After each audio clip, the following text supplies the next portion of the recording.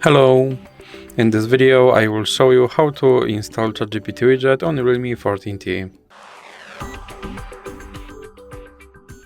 So you have to start by opening your Google Play Store, then click on search bar and type in Wally AI and click search, and then click install. Now you can click open. Then click on this button to skip introduction and click not now. Then click open permissions and select AI assistant. Then click here to allow this app to display over other apps, and now you can go back.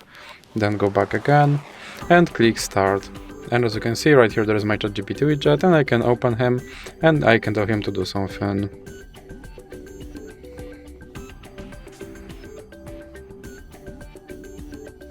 And as you can see, he responded. And if you want to remove him from your screen, simply drag him into the X icon in the middle.